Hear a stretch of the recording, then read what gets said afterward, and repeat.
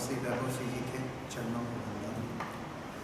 मित्रों, मुझे आज का टॉपिक दिया गया है कर्म क्या है और कर्मों को कैसे बदलें। इसको हम सिंपली ऐसे समझें, जब हमारे अंदर कोई बीमारी होती है, सबसे पहले हम एक डॉक्टर के पास जाते हैं।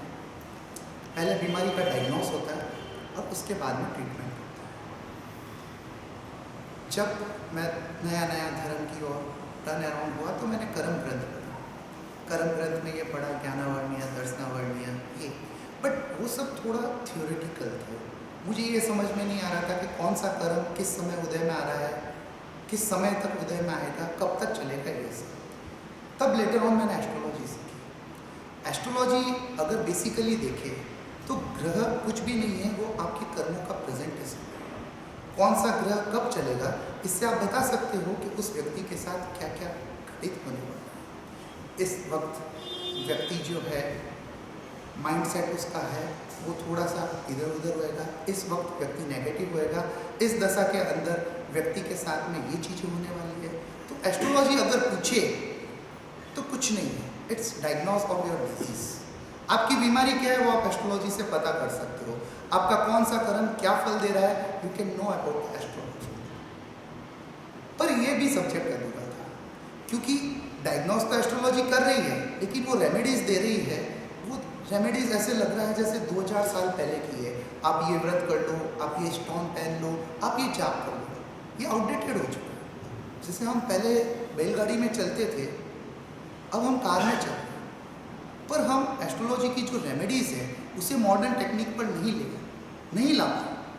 तब मेरी रिसर्च और चली कि बीमारी तो पता कर ली, मैं एक डॉक्टर के पास जा रहा हूँ। ओके, आपके स्टमक में इन्फेक्शन है, वेरी गुड, हाँ ठीक है डॉक्टर साहब, इन्फेक्शन है।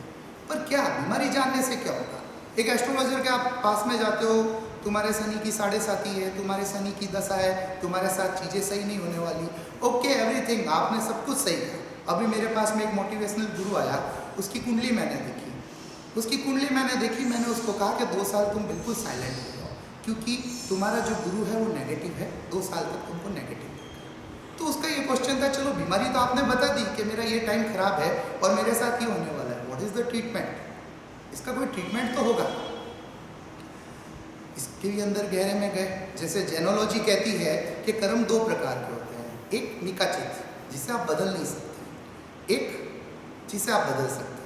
एस्ट्रोलॉजी के अंदर भी वही बात कहते हैं, एक जो निश्चित योग है वो आप बदल नहीं पाते, बहुत प्रयासों के बाद भी बदल नहीं पाते। दूसरे आंशिक योग जिसे आप बदल सकते हैं। तो 2 चीज़ें कही गई, इसको आप बदल सकते हो, इसको आप नहीं बदल सकते हो। तो सबसे पहले मैं बदलने वाले कर्म की बात करता हूँ। अब आपके साथ में कोई भी चीज़ होने वाली है, कोई भी चीज़, मेटाफिजिक्स की पूरी रिसर्च हुई इस बॉडी के एक पार्ट पे कैसे वाइब्रेशन काम करते हैं। जो भी प्लैनेटरी मूवमेंट है वो सबसे पहले आपके नर्वस सिस्टम पे नॉक करते हैं, आपके नर्वस सिस्टम को वाइब्रेट करते हैं। भाई आज तुम्हें नेगेटिव होना है, आज तुम्हारा चंद्रमा नेगेटिव है, आज तुम्हें नेगेटिव होना है। सुबह सुबह आपके नर्वस सिस्टम में ये वाइब्रेशन आने शुरू होते हैं। चलिए वहाँ तक भी आए तो ठीक है, कोई बात नहीं। लेकिन अगर वो वाइब्रेशन आपकी बॉडी में शिफ्ट हो जाते हैं तब वो नहीं रोके जा सकते। मेटाफिजिक्स कहती है तब वो नहीं रोके जा सकते। इसको ऐसे समझिए कि कई लोग, जैसे आज ही मुझे एक जने ने पूछा कि मुझे गुस्सा बहुत आता है, तो क्या करूँ कि गुस्से के टाइम गुस्सा नहीं आए? भैया गुस्सा आने के बाद में तो नहीं रुकेगा, आवेग आने के बाद में नहीं रुकेगा। इसके लिए आपको हर दिन सुबह कोई ना कोई खुद को थेरेपी देनी पड़ेगी। क्योंकि एक चीज़ समझ लीजिए, हर सुबह हर धर्म कहता है आप ध्यान करो, आप भक्ति करो, आप पॉजिटिविटी रहो। अगर आप सांसारिक सक्सेस की भी बात करें तो वो लोग भी कहते हैं कि सुबह का 1 घंटा आप एकदम हैप्पीनेस में रहो, आप ब्लिसफुल स्टेज में रहो, तो आपका पूरा दिन अच्छा रहेगा।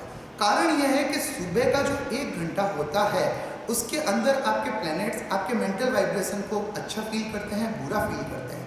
वो सारा घटनाक्रम सुबह के 1 घंटे के अंदर होता है। अब वहाँ तक आप उसे बदल सकते हैं, जैसे मुझे बताया कि विवेक मुनि योग के बारे में अच्छे जानकार है, पतंजलि योग के बारे। अब लोग अक्सर पूछते हैं कि योग कैसे काम करता है। आप ये चीज़ समझिए कि हम श्वासोश्वास के बारे में जानते हैं कि जब आपको क्रोध आता है आपके श्वासोश्वास 40 के करीब होते हैं, आप में आवेग आता है आपके श्वासोश्वास इतने करीब हो जाते हैं। तो क्या लेना देना है ब्रीथ का? बहुत लेना देना है। अगर आप आपको अपनी ब्रीथ कंट्रोल करना आ जाए तो आप अपने प्लैनेट्स को बदल सकते हो, बहुत आसानी से बदल सकते हो। सोचिए सिंपली, ज्योतिष कहता है कि अगर आपका मंगल बहुत स्ट्रांग है तो वो एक साइड इफेक्ट देता है, वो साइड इफेक्ट देता है कि आपके मेंटल जो आपका माइंड है उसमें ब्लड सर्कुलेशन बहुत फास्ट होता है। अब ऐसा आदमी जगह जगह पूछता है मैं क्या करूं, मैं गुस्सा नहीं करना चाहता, फिर भी गुस्सा आ जाता है, निमित्त आ जाते हैं, एक्सेट्रा एक्सेट्रा। उसका एग्जैक्ट अगर कोई इलाज है तो वो योग है, क्योंकि योग के द्वारा आप अपने ब्लड सर्कुलेशन को काफ़ी कूल कर सकते हो। आप ट्राई कीजिए, 5 मिनट जब आप डीप ब्रीथ लेना शुरू करेंगे ऑटोमेटिकली आपका मेंटल वाइब्रेशन थोड़ा सा स्लो होगा। अगर इस चीज़ पे बिलीव नहीं है तो आप एक काम और कीजिए, आज रात को घर पे जाइए और ठंडा ठंडा कूल कूल जो ऑयल आता है वो दिमाग में सर पे लगाइए, आपको एकदम कूलनेस फील होगी। ऐसा क्यों? क्योंकि मंगल ग्रह है, उसकी प्रवृत्ति है हॉट, उसका नेचर है हॉट, और जैसे ही आप अपने माइंड को कूल और काम करते हैं वो ग्रह उसी समय एकदम कूल हो जाता है। तो ये एक छोटी सी टिप है, अगर किसी आदमी को गुस्सा आता है, उसको लगता है कि मैं गुस्सा नहीं करना चाहता लेकिन सडन ऑफ मेरे अंदर एग्रेशन आता है, तो आप आइदर योग ट्राई कर सकते हो या आइदर अपने सर पे कोई कूल वाला ऑयल भी यूज़ कर सकते हो, ये भी उसका ट्रीटमेंट हो सकता है। सेकेंडली, अब अपन ये आते हैं कि रोज सुबह का जो 1 घंटा है उसके अंदर आप रोक सकते हो अपने मेंटल वाइब्रेशन को फिजिकल में कन्वर्ट होते हुए। अगर वो हो गए तो उसके बाद आपका पूरा दिन वैसा ही चलेगा। तो इसके लिए अब इन ग्रहों की रेमेडी क्या है? कोई भी चीज़ आता है, कोई भी कि मेरा टाइम खराब है, जब मैं रेमेडी की बात करता हूँ तो मैं लोगों को कहता हूँ छोड़ दो, बिलीव कर लो कि कर्म जैसी कोई चीज़ है, एस्ट्रोलॉजी जैसी कोई चीज़ है। तो लोग मुझे पूछते हैं आप एस्ट्रोलॉजर हो और आप कहते हो कि एस्ट्रोलॉजी जैसी कोई चीज़ नहीं होती। मित्रों, ये चीज़ समझिए कि जब आप रेमेडी की बात करते हो तो बीमारी पर बिल्कुल फोकस मत करो। आप समझो कि सब कुछ मेरे हाथ में है, जैसा मैं सोचूंगा वैसा होगा। अगर आप थोड़ा बहुत भी एस्ट्रोलॉजी या कर्म पे बिलीव करेंगे तो यकीन मानिए वो आपका सबकॉन्शियस माइंड पकड़ के बैठेगा और आप उस घटना को नहीं बदल पाओगे। और मैं जब विराट गुरुजी ने मेरे को ज्योतिष सिखाई तो उन्होंने एक चीज़ मुझे कही थी कि विनय, एस्ट्रोलॉजी में कभी भी नेगेटिव प्रिडिक्शन मत करना। तो मैंने कहा गुरुजी ऐसे कैसा होगा? जो भी फेमस एस्ट्रोलॉजर हुए हैं वो तो नेगेटिव प्रिडिक्शन पे हुए हैं। जैसे मैंने किसी को कहा कि भाई 4 महीने बाद में तुम्हारा एक्सीडेंट होने वाला है या तुम्हारा डिवोर्स होने वाला है, और वैसा कुछ हुआ और वो मेरे को आगे बोला गजब विनय जी आपने बोला था मेरे साथ वैसा हो गया। तो ज़्यादातर वो एस्ट्रोलॉजर ज़्यादा फेम होते हैं जो नेगेटिव प्रिडिक्शन देते हैं। लेकिन विराट गुरुजी ने कहा कभी तुझे किसी की कुंडली में नेगेटिव योग दिखे तो कभी उसको मत बोलना। इसका कारण है कि जो भी एस्ट्रोलॉजर होता है उनको कहते हैं थोड़ी सी वाणी की सिद्धि होती है, अब उनके मुंह से निकलता है तो उसकी पॉसिबिलिटी बढ़ जाती है। तो इसलिए जब भी तू किसी की कुंडली देखे चुपचाप उस योग की रेमेडी देना, उसको कभी मत कहना कि भाई आपके ये नेगेटिव योग है। तो मैंने कहा गुरुजी ऐसे कैसे, मेरे को समझ में नहीं आया, मुझे एग्जाम्पल दो। तो गुरुजी ने कहा मैं तुझे एक सत्य घटना बताता हूँ। एक लेडीज़ की शादी हुई, शादी के बाद में वो गुमसुम हो गई, एकदम चुपचाप, बोले ही नहीं। एक दिन पति समझाने लगा तुम्हें क्या हुआ, दूसरे दिन समझाने लगा क्या हुआ, तीसरे दिन पति को लगा शायद मैं इसे पसंद नहीं हूँ, तो पति ने कहा कोई बात नहीं, तू मेरे को डिवोर्स दे दे और जिसको तेरे को पसंद है उससे शादी कर ले, कुछ तो बोल। 3 दिन हो गए तूने एक शब्द नहीं बोला। अब उस लेडीज़ ने कहा कि जब मैं 8 साल की थी एक ज्योतिषी मेरे घर पे आया, सब अपना अपना हाथ बता रहे थे, वो सबके लिए प्रिडिक्शन कर रहा था, मैंने अपने हाथ ऐसे छुपा लिए। उस ज्योतिषी ने मुझे कहा कि तुम भले कुछ मत बताओ लेकिन मैं तुम्हारी ललाट की रेखा देख के बता रहा हूँ कि तुम्हारी हाथों की मेहंदी सूखने से पहले तुम विधवा हो जाओगी, तुम्हारी हाथों की मेहंदी सूखने से पहले तुम विधवा हो जाओगी। मेरी शादी हुई, जब से मैं इस टेंशन में हूँ मुझे वो प्रिडिक्शन याद आ रहा है, अब मैं क्या करूँ, मैं उस थॉट को माइंड से नहीं निकाल पा रही। पति ने कहा ऐसे तो लाखों एस्ट्रोलॉजर होते हैं, क्या लेना देना, कुछ नहीं होगा, आप नेगेटिव हो गए एक्सेट्रा। पर अगले दिन सच में उस पति को हार्ट अटैक आया और वो मर गया। अब विराट गुरुजी मुझे ये कहते हैं अगर वो लेडीज ने उसके पति को नहीं बताया गया होता कि मुझे ऐसा कुछ ज्योतिषी ने कहा है या उसके सबकॉन्शियस माइंड में ऐसा कुछ है, तो ये घटना टाली जा सकती थी, इस घटना को बदला जा सकता था।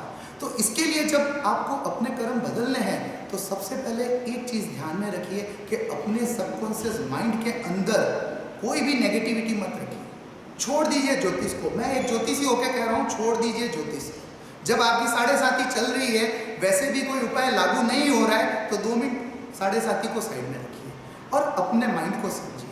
मेटाफिजिक्स क्या कह रहा है उसको समझिए। मेटाफिजिक्स कोई ग्रह को नहीं मानता है। आज जितने भी मोटिवेशनल गुरु सक्सेसफुल हुए हैं वो कोई ग्रह को बिलीव नहीं करते। वो कहते हैं सिंपल सी चीज़ समझो, एक तुम्हारा कॉन्शियस माइंड, उसके नीचे तुम्हारा अवचेतन मन जिसे हम सबकॉन्शियस माइंड कहते हैं। सिर्फ दो ही चीज़ें हैं। तुम जो भी सोच रहे हो मुझे ये चाहिए, वो तुम्हारा कॉन्शियस माइंड सोच रहा है, लेकिन तुम्हें मिलता नहीं है क्योंकि तुम्हारे सबकॉन्शियस माइंड के अंदर इतनी सारी नेगेटिव इंफॉर्मेशन इतने सालों से रिकॉर्ड है, इसके लिए वो बिलीव नहीं करता। अगर लॉ ऑफ अट्रैक्शन कहता है कि जो तुम्हें चाहिए उसको फील करो कि ऑलरेडी तुम्हारे पास है, जो तुम्हें चाहिए फील करो ऑलरेडी वो तुम्हारे पास है, तो वो अट्रैक्ट होगा। तुम्हें खुशी चाहिए तो तुम खुद को खुशनुमा फील करो तो ऑटोमेटिकली खुशी आएगी। जब तुम दुख को फील करते हो, स्कैरसिटी पे ध्यान देते हो, तो तुम्हारा जीवन और अभावग्रस्त होता है। ठीक है, ये चीज़ होगी। अब हम कहते हैं हम संपन्न हैं। जब भी मैं लॉ ऑफ अट्रैक्शन की बात करता हूँ मैं एक ही चीज़ कहता हूँ, भले आप नेगेटिव फील कर रहे हो कोई बात नहीं, खुद से कहो मैं बहुत संपन्न हूँ, मैं बहुत खुश हूँ। लोग कहते हैं ये झूठ होगा, लेकिन एक चीज़ समझिए, आप जो फील करते हो वो आप कहते हो। जैसे आप बहुत अच्छा फील कर रहे हो, कोई आपको पूछे क्या हाल चाल है, आप कहते हो एकदम गुरु कृपा है, मस्ती है। और जब आप अच्छा फील नहीं करते, कोई आपको आके पूछे कैसा फील कर रहे हो, आप कहते हो ठीक ठाक है। इट मीन्स जैसा आप फील करते हो वैसा आप कम्युनिकेट करते हो। ठीक है, तो क्या दिल्ली से मुंबई आने का एक ही रास्ता होगा, वापस जाने का भी कोई रास्ता होगा? इसी बेस पे पूरा मंत्र शास्त्र होगा। मंत्र शास्त्र कहता है आप कोई भी मंत्र को जाप करते रहो करते रहो करते रहो, वो तुम्हारे अंदर तक चला जाएगा और वो तुम्हारी संज्ञा को क्रिएट कर देगा, और वो चीज़ें जो तुम्हें चाहिए, जिसका मंत्र तुम जाप करो, वो चीज़ें तुम्हारी तरफ आनी शुरू होगी। तो जब आप ऊपर से कहना शुरू करते हैं नहीं बॉस मैं अच्छा फील कर रहा हूँ, मैं अच्छा फील कर रहा हूँ, मैं खुशनुमा फील कर रहा हूँ, तब होता क्या है, ये कॉन्शियस माइंड से आप कह रहे हो, लेकिन सबकॉन्शियस माइंड अभी तक उस चीज़ पे बिलीव नहीं कर रहा है, तो आपके जीवन में वैसा घटित नहीं हो रहा है। एक रिसर्च आई, उसके अंदर कहा गया कि 10 साल तक का एक बच्चा होता है, इसे 1 करोड़ बार कहा जाता है कि तुम ये काम नहीं कर सकते, और सिर्फ 5000 बार कहा जाता है कि तुम ये काम कर सकते हो।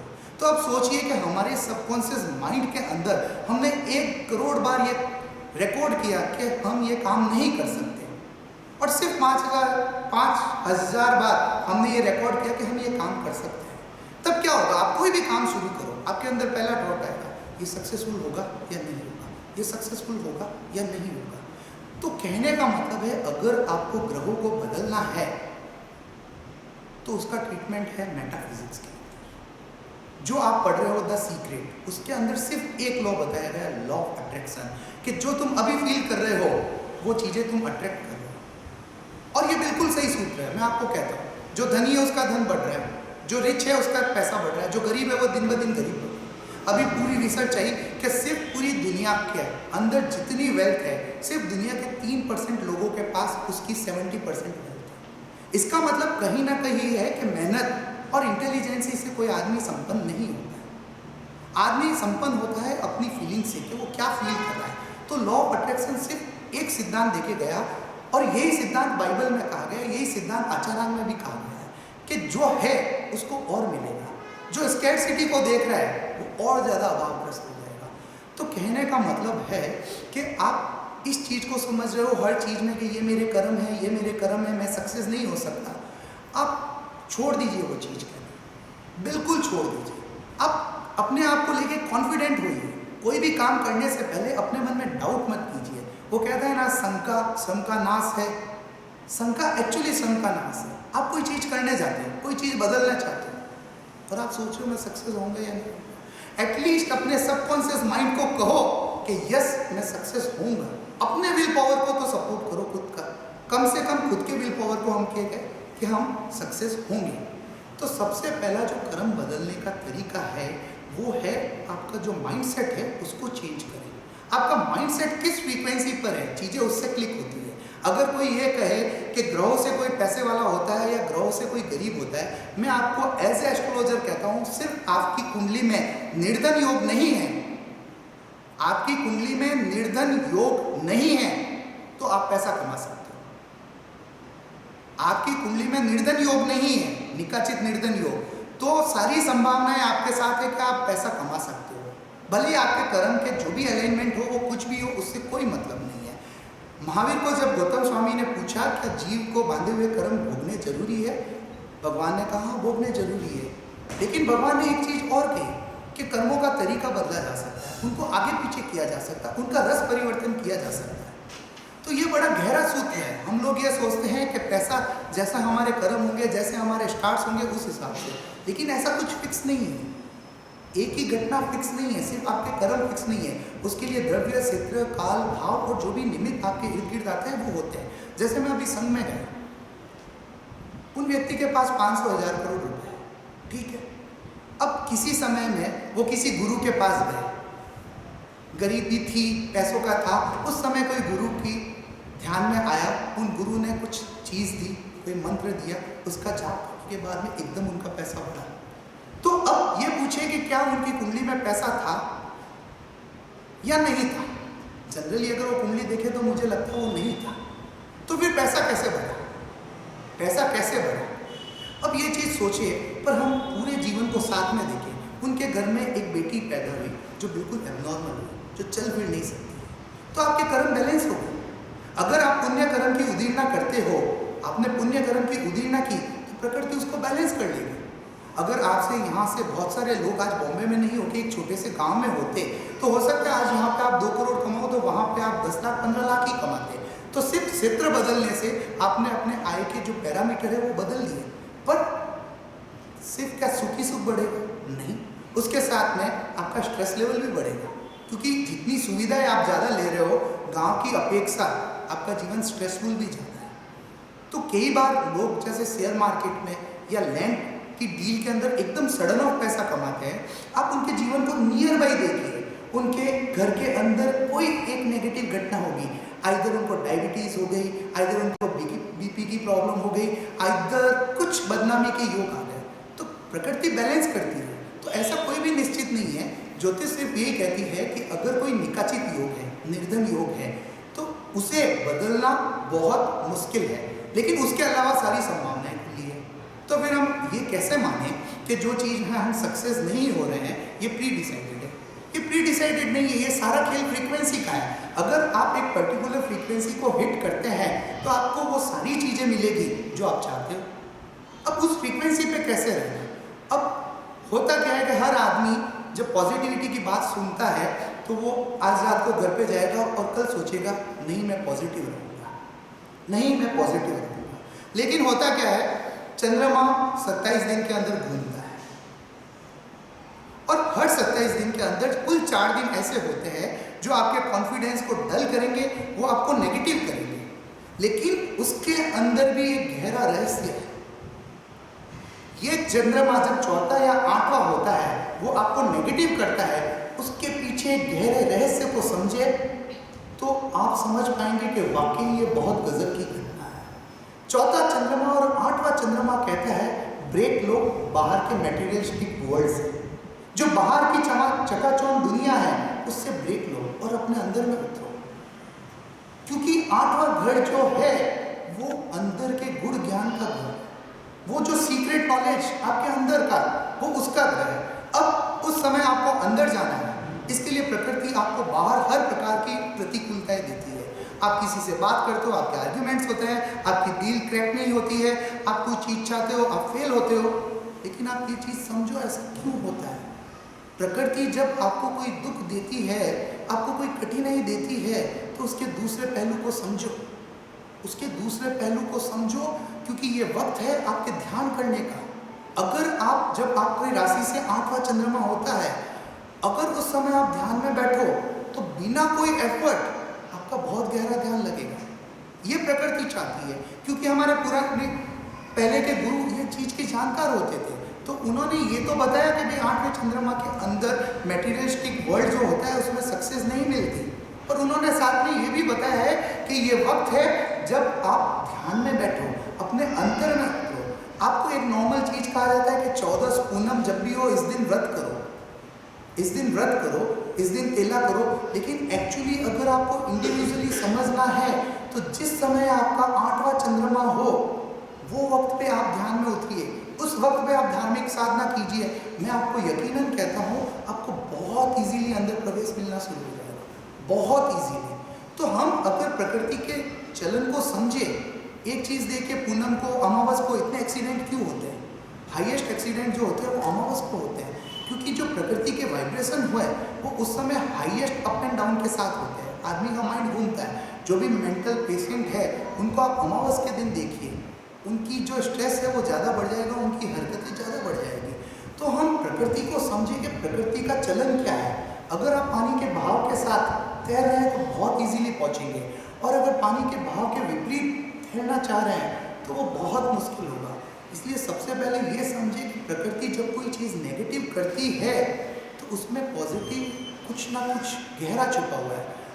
अब मैं गिरनार गया, वहाँ लोग कुछ लाइनें लगाए हुए थे पक्षाल के लिए और खड़े थे।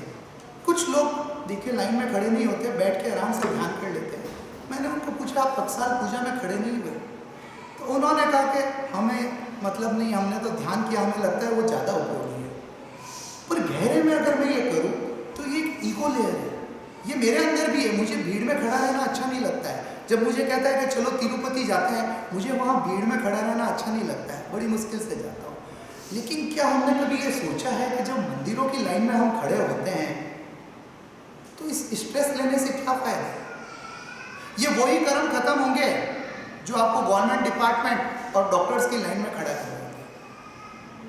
आपको अगर प्रकृति को आपकी ईगो लेयर तोड़नी है, आपके अंदर ईगो है, आपकी ईगो लेयर तोड़नी है, तो प्रकृति आपको नेग्लेक्शन करवाएगी, आपको वेटिंग में खड़ा करेगी। अब भगवान कहते हैं कि चीज़ों को समझो।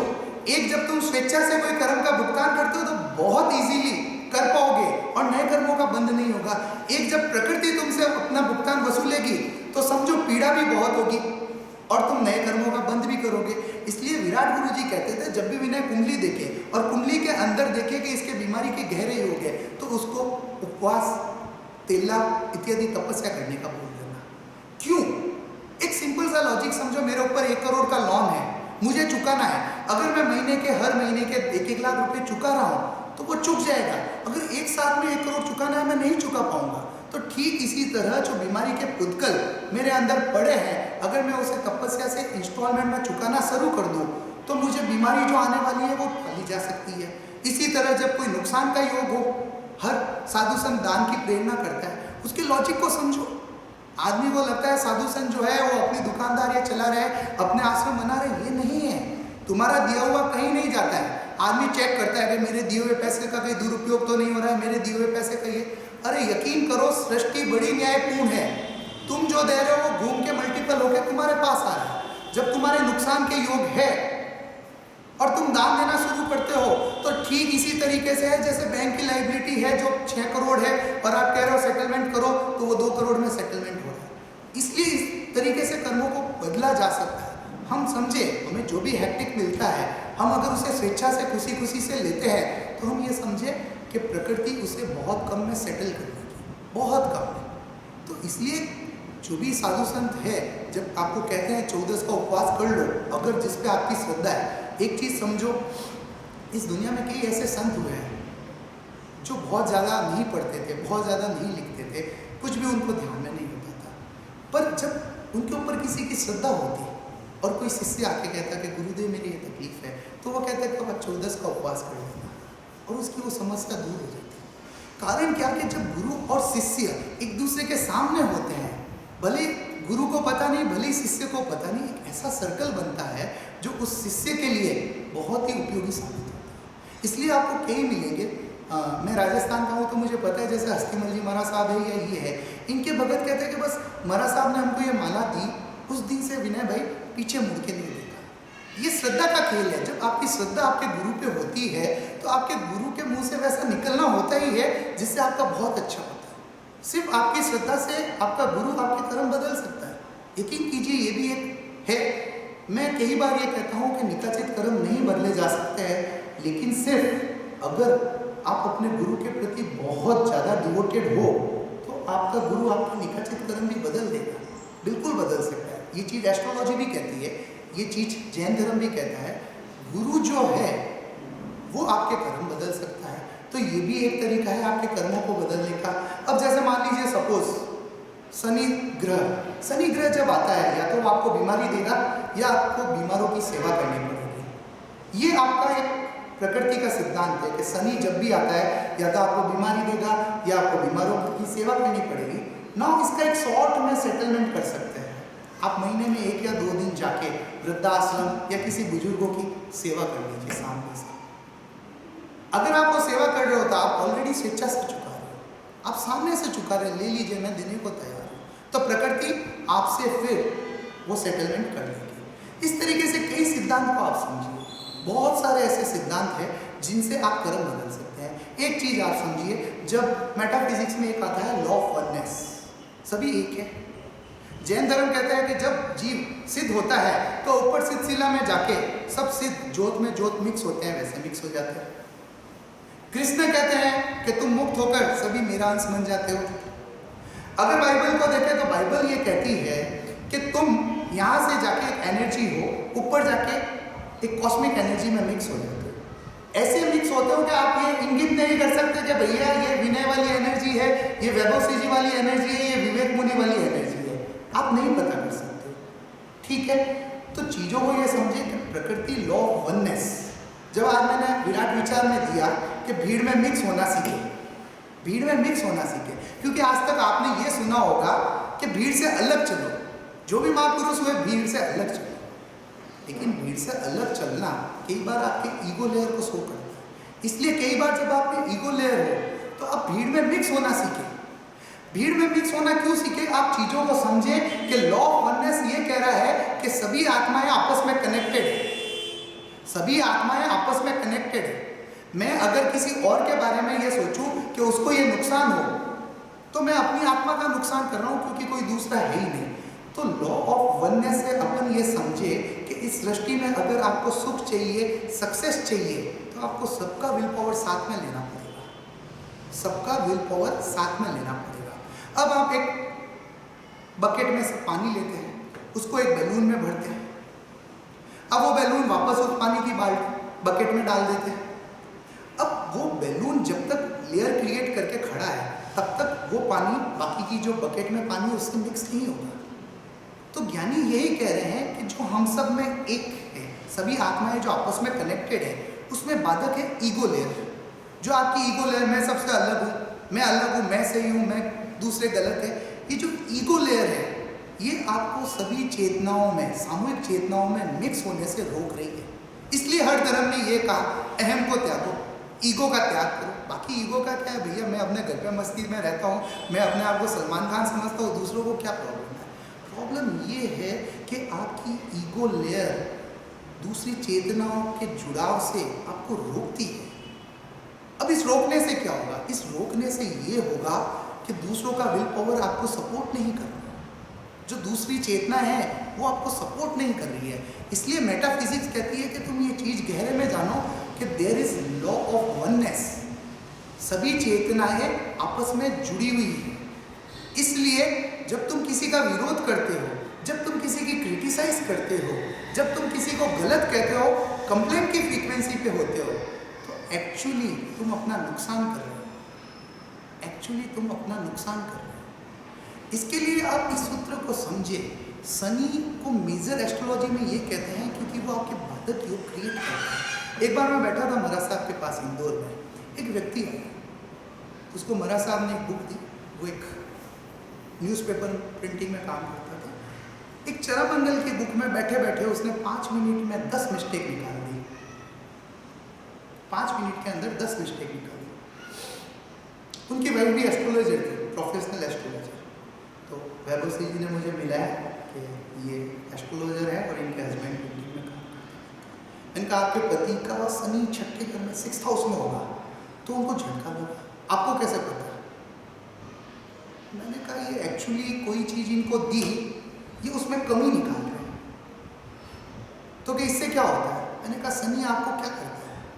जब लोग कहते हैं ना शनि की 7.5 लग गई, ये हो गई, वो आपको कुछ नहीं कर रहा है। वो कह रहा है कि देखो तुम्हारे पास की 90% चीज़ें हैं, 100 में से 90 चीज़ें तुम्हारे पास है, पर तुम इस पर ध्यान मत दो। जो 10 चीज़ें तुम्हें दुखी दे रही है ना, जो तुम्हारे पास नहीं है, तुम सिर्फ उस पर कॉन्सेंट्रेट करो। बस शनि इतना ही करता है, वो कमियों पर ध्यान दिलाता है। फिर उन भाई साहब को मैंने कहा आप इस बुक के अंदर 5 खूबियाँ को बताइए। उनको 5 मिनट लग गए, वो एक खूबी नहीं बता सके। 5 मिनट के अंदर वो इस बुक की एक खूबी नहीं बता सके। अब सेकंड उनकी वाइफ का क्वेश्चन था कि ये बिजनेस के अंदर इतना सक्सेसफुल क्यों नहीं होगा। मैंने कहा, मैंने तो उत्तर पहले ही दे दिया आपको। इनका सैटर्न जो है वो दूसरों में कमियां दिखा रहा है। इनका सैटर्न जो है वो दूसरों में कमियां दिखा रहा है। जब आप किसी की कमियों पे फोकस कर रहे हैं तो आप ये कैसा अपेक्षा कर सकते हो कि आपका जीवन सुखद और सक्सेसफुल होगा? नहीं होगा, बिल्कुल नहीं होगा। आप अगर लॉ ऑफ अट्रैक्शन को देखें तो लॉ ऑफ अट्रैक्शन ये कहता है कि तुम सिर्फ गुणों पे ध्यान दो, तुम सिर्फ फोकस करो जो अपने जीवन में अच्छा पार्ट है, जो बुरा पार्ट है उसको छोड़ दो। इसको कैसे समझो, जैसे आपका मोबाइल फोन है, उसमें 10 एप्लीकेशन है, आप एक को क्लिक करते हो वो जूम होके सामने आती है। तुम बस जूम अपने जीवन में जो अच्छाई है, जो लोगों में गुण है, उनके ऊपर ध्यान दो। और यकीनन ये तो पूरी साइंस की रिसर्च हो चुकी है कि जब आदमी ब्लिसफुल स्टेज में होता है, अच्छी चीज़ों पे ध्यान देता है, तो जो हार्मोन्स क्रिएट होते हैं वो उसके माइंड को एकदम रिलैक्स मोड पे लेके जाते हैं और उसकी सक्सेस के चांसेस बढ़ती हैं। और जब वो लोगों की कमियों पे ध्यान देता है, खुद की कमियों पे ध्यान देता है, तो उसके अंदर से नेगेटिव हार्मोन्स डेवलप होते हैं, जिसके कारण उसको बहुत ज़्यादा स्ट्रेस महसूस होता है और उसके कारण उसके जीवन में कई रेजिस्टेंस आती है। तो बहुत ईजी है, अगर आप प्रैक्टिस करें, महीने के 4 दिन छोड़ दीजिए, क्योंकि वो सबके साथ होते हैं। कोई भी पहुंचा हुआ योगी हो, ज्ञानी हो, 4 दिन सबके साथ होते हैं, क्योंकि वो प्रकृति चाहती है कि उस समय आप अपने अंतर में जाओ। अब आप अंतर में जाने को रेडी नहीं है तो प्रकृति कहती है लेट फेस इट, जो मेटेरियलिस्टिक वर्ल्ड है उसको लेके थोड़ा अपसेट हो। बाकी अगर आप प्रैक्टिस करें सुबह 1 घंटे, सिर्फ 1 घंटा, मैं सुबह 1 घंटा क्यों कहता हूँ, अगर आप स्वर विज्ञान के बारे में जानते हो, स्वर विज्ञान कहता है कि जब पूनम के बाद जो एकम आती है, जो एकम आती है, उसके अंदर अगर आपका 1 घंटे तक सूर्य स्वर चले तो आपके 15 दिन आने वाले अच्छे जाएंगे। तो इसका मतलब कहीं ना कहीं तो कनेक्शन है ही है। अगर ज्योतिष कहता है कि मैं एकम को ही 15 दिन के प्रिडिक्शन बता सकता हूँ, तो इसका मतलब जो पूनम के बाद का दिन है वो आपके 15 दिन को डिसाइड करता है। अगर आप स्वर विज्ञान नहीं जानते तो कोई बात नहीं, अब उस 1 घंटा प्रसन्नता में रहिए, उस 1 घंटा आप थैंकफुल फ्रीक्वेंसी पे रहिए। आप देखिए आपके 15 दिन बदल जाएंगे। लोगों को लगेगा ये सिंपल चीज़ है, इतना प्रैक्टिकल नहीं है, पर मैं ये उपयोग किया है खुद पे और प्रैक्टिकली मैं कहता हूँ, जब आप पूनम या अमावस के बाद अगले दिन उठे, चाहे लाख काम हो, उस 1 घंटे को मत बिगड़ने दीजिए, क्योंकि वो 1 घंटा अगर आप बदल देते हैं तो आपके 15 दिन बदल जाएंगे। ये स्वर विज्ञान कह रहे हैं, ये निमित्त विज्ञान कह रहे हैं, सब कह रहे हैं। इसी तरह हर दिन का सुबह का 1 घंटा बहुत कीमती है, उसे आप खुशनुमा दीजिए। इसलिए जो भी भक्ति दी गई है, आभार भक्ति, आभार करो, 1 घंटे के अंदर आभार करो। अगर मुझे पूछे कि मैं सुबह 1 घंटे में क्या करता हूँ, सच बोलूँ तो मैं अपने जितने भी गुरु है, अपना संघ है, अपने बिजनेस क्लाइंट्स है, उन सबको सिर्फ thank you thank you thank you यही करता हूँ। अब थैंक्स कह के देखिए, मैं आपको कहता हूँ कि अगर कोई व्यक्ति ऐसे कर्म लेके आया कि वो आपको नुकसान देने वाला है, आप एक छोटा सा प्रयोग कीजिए, आप उसे सहयोगी मान के उसको धन्यवाद देना शुरू कीजिए। कई बार मेरे पास एक क्वेश्चन आता है, यार ये सब जने थैंक्स दो थैंक्स दो थैंक्स दो, ये क्या लगा रखा है, ये काम कैसे करता है, मेरे को ये तो समझो। एक सिंपल सा प्रोसेस है। मैंने उसे कहा तुम एक मोबाइल की दुकान पे जाते हो कि हाँ, एक मोबाइल लेते हो कि हाँ, 40,000 रुपये देते हो कि हाँ, ठीक है। सिंपल सी बात समझ में आ गई? उसने कहा समझ में आ गई। अब तुम एक दुकान पे जाओ, 40,000 रुपीज़ डिपॉजिट करवा दो, फिर तुम्हारी मर्जी हो, जब तुम मोबाइल ले सकते हो तो क्या हाँ ले सकता हो। तो इसी तरीके से समझो, जब कोई तुम्हारा सहयोग करता है, जब कोई तुम्हारा उपकार करता है, तो तुम उसके बाद उसको थैंक यू कहते हो। थैंक यू उसका पेमेंट है। अब मान लीजिए आप पहले से किसी को थैंक यू कह रहे हो, तो it is like advance payment, आप उसको एडवांस पेमेंट दे रहे हो। तो आप जब जितनी बार जिसको कहोगे ये मेरा सहयोगी है, thanks to him, thanks to her, thanks to him, आप यकीन मानो आप उसको लोन दे रहे हो और वो आपको चुकाएगा सहयोगी बन के। और जितनी बार वो आदमी सही नहीं है, उसने मेरे साथ सही नहीं किया है, इसका मतलब आपको उसको कुछ ना कुछ चुकाना पड़ेगा, वो आपके दुख का निमित्त बनेगा। तो लॉ ऑफ थैंकफुलनेस बस इतना ही कह रही है कि समझो इस लॉ ऑफ वननेस को, ये पूरी दुनिया एक ही है, और जब तुम थैंक यू की फ्रीक्वेंसी पे आते हो, आभार की फ्रीक्वेंसी पे आते हो, तो यकीन मानो वो सारे लोग जो तुम्हारा विरोध करने वाले थे वो तुम्हारे सहयोगी बनके तुम्हें सुखद एहसास देंगे। सिंपल सा है, आप करो। मैं तो एक ही, मुझे कोई मंत्र पूछता है कि कौन से मंत्र का जाप करूं, मैं एक ही चीज कहता हूं, everything is superb and thank you everyone. सब कुछ सुपर्ब है, मेरी जिंदगी में सब अच्छा है और सबको धन्यवाद। कई बार हम भजन सुनते हैं, भजन गाते हैं, नेगेटिव भजन, मैं हूं बड़ा दुखी प्रभु, दरिद्र प्रभु, अब तुम कीजिए। क्यों कह रहे हो? जीवन के सुखद पोर्शन पे ध्यान दो और गुरु को उसके लिए आभार करो। मैं आपको कहता हूं उस सर्कल से मल्टीपल होता जाएगा, होता जाएगा, होता जाएगा।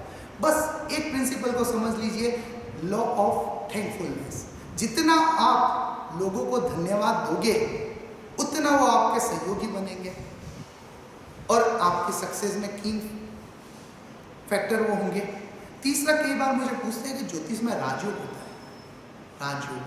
राजयोग का मतलब है 1 लाख लोग व्यक्ति इसको जानेंगे, भले वो कोई स्पिरिचुअल गुरु हो, भले वो बिजनेसमैन हो, भले वो स्पोर्ट्समैन हो। तो मुझे एक बार किसी ने पूछा कि विनय जी, अगर राजयोग पैदा होने टाइम ही डिसाइड हो जाते हैं, फिर ये ज़िंदगी में कोई मेहनत क्यों करता है, कोई मेहनत क्यों करेगा? मैंने कहा ऐसा कुछ नहीं है, इन लोगों ने पिछले जन्म में मेहनत कर ली, आप राजयोग क्रिएट कर सकते हो, आप राजयोग क्रिएट कर सकते हो। तो मैंने पूछा कैसे? मैंने कहा एक ही तरीका है, भीड़ से घबराना छोड़ दो, भीड़ में जाना सीख जाओ, भीड़ में जाके बोलना सीख जाओ। अब एक चीज समझिए, 1 लाख लोग आपको कब जानेंगे? घर बैठे तो नहीं जानेंगे, हिमालय पे जाके बैठ जाओ तब तो नहीं जानेंगे, आपको पब्लिक प्लेटफॉर्म पे आना पड़ेगा। और अक्सर 100 में से 70 लोगों के अंदर भीड़ में जाने का डर होता है। एक टाइम में मुझ में भी था, आई एक्सेप्ट। लेकिन आप जाइए भीड़ में, क्या हो जाएगा? आप भीड़ में जाना सीखिए। आप जैसे आपको पैसा कमाना है, आपको लोगों के बीच में जाना पड़ेगा, आपको मार्केटिंग करनी पड़ेगी। अगर आप स्पिरिचुअल गुरु हो तो भी आपको लोगों के बीच में जाना पड़ेगा। तो सिर्फ अगर आपको राजयोग चाहिए, आप चाहते हैं कि मुझे 1 लाख लोग किसी कॉज के लिए जाने, तो बस भीड़ में जाना सीखिए और भीड़ से कतराना छोड़ दीजिए। अपने आप को कहिए कि मेरे अंदर कुछ ना कुछ गुरु का आशीर्वाद है या कुछ ना कुछ है। आप भीड़ में जाइए। भीड़ में जाके जब आप परफॉर्म करते हैं कोई भी चीज़, अपने प्रोडक्ट की मार्केटिंग या कुछ भी, तब आप खुद का राजयोग क्रिएट करते हैं। इसलिए सब कुछ हमारे हाथ में है। छोड़ दीजिए कुछ निकाचित योग, बाकी सब कुछ आपके हाथ में है। आप कहते हो कि ये ग्रह है, इस ग्रह को ऐसे बदला जा सकता है। बहुत सारे तरीके हैं जो हमारे गुरु, हमारे ऋषियों ने हमको देखे गए हैं कि भाई चीज़ों को कैसे बदलना। योग मुझे भी सीखना है, मैं भी महाराज साहब से सीखूंगा, मुझे ज़्यादा जानकारी नहीं है, पर मैं ये यकीन करता हूँ कि योग भी कर्मों को बदलने का एक बहुत बेहतर तरीका है। कल जब मैं ट्रेन में आ रहा था तो स्वामी नारायण के कुछ सन्यासी मेरे साथ हो गए। तो हमारे साथ अध्यक्ष महोदय थे जुमर जी, तो उन्होंने पूछा कि आप सन्यासी हो क्या ब्रह्मचर्य का पालन करते हो क्या? तो एक संसारी के मन में होता है कि वो कैसे होता होगा। तो वो लोग कहते हैं कि हम रोज सुबह योग करते हैं। तो क्या योग से क्या होता है? तो मैंने कहा योग से सुबह सुबह अपना माइंड कंट्रोल कर लेते हैं। इनका माइंड ये योग से कंट्रोल कर लेते हैं, ये जानते हैं, ये अपने श्वास के प्रति जागरूक है। तो इस तरीके से अगर गहरे में योग पे जावे, आदमी अपने श्वास पे ध्यान देवे और अपनी श्वास को कंट्रोल करना सीख ले, तो बहुत कुछ बदला जा सकता है। स्वर विज्ञान कहता है कि अगर व्यक्ति 1 मिनट के अंदर अपनी ब्रीथ को 8 या 10 तक लेके आ जाए तो उसे कई सिद्धियां हासिल हो जाती है। तो हो सकता है एक नॉर्मल आदमी जो 24-30 श्वासोश्वास 1 मिनट में लेता है, अगर वो साध ले खुद को तो काफ़ी चीज़ें बदली जा सकती है। तो योग भी इसका अहम हिस्सा है। बहुत सारे तरीके हैं। अगर जैसे सामयिक की बात करें, सामयिक वास्तव में क्या है? सामयिक वास्तव में क्या है? मैं जनरली बहुत टाइम से सुन रहा हूँ सामयिक ये है, स्वाध्याय है, सामयिक ये है। एक्चुअली गहरे में जाए तो सामयिक का मतलब है आप 48 मिनट बिना कोई विचार किए अपने माइंड को पूरा क्लियर कर दीजिए, पूरा क्लियर। ये पॉसिबल है। लोगों को लगता है कि नहीं, जैसे ही कोई विचार आवे आप उसको अभी बोलिए, सोचना नहीं, मुझे अभी कुछ नहीं सोचना। एक 48 मिनट तक आप बिल्कुल अपने माइंड को क्लियर रखिए। अब इससे क्या होगा? इससे ये होगा कि जिसके माइंड में जितने कम थॉट्स होते हैं वो लोग उतने ज़्यादा सक्सेसफुल तो होते ही हैं, लेकिन उनको आगे की चीज़ें पहले दिखनी शुरू हो जाती हैं। ज्ञानी क्यों कहते हैं कि प्रेजेंट में रहो? आप प्रेजेंट में रह के देखो, आपके साथ गजब चमत्कार होने शुरू होंगे। आपका माइंड इतना रिलैक्स होगा, आपके डिसीजन सही जाने शुरू होंगे। आप 1 मिनट में बता सकते हो कि ये चीज़ करो, इसका ऐसा। और बहुत सारे विचार जब होते हैं, आप पास्ट में जीते हो, आप फ्यूचर में जीते हो, उससे क्या होता है, आप अपने मन की पूरी एफिशिएंसी खत्म कर देते हो, उसको लाचार बना देते हो। अब आपको कोई चीज़ खुद के बारे में नहीं पता चलती है, इसलिए कम से कम एक दिन में एक सामयिक करें जिसके अंदर खुद को कहे कोई भी काम जरूरी नहीं, ना मैं बिजनेस के बारे में सोचूंगा, ना मैं घर के बारे में सोचूंगा, कुछ भी नहीं। ये 1 घंटा मेरा अपना है और इसके अंदर मैं कुछ भी विचार नहीं करूँगा, कोई भी नहीं करूँगा। आप ट्राई कीजिए, अमेजिंग है ये। मैंने ट्राई किया, ये अमेजिंग है। लोग कहते हैं कि नहीं ये पॉसिबल नहीं है, लेकिन जैसे ही कोई थॉट आवे खुद को इंस्ट्रक्ट कीजिए, मैं विचार नहीं करूँगा।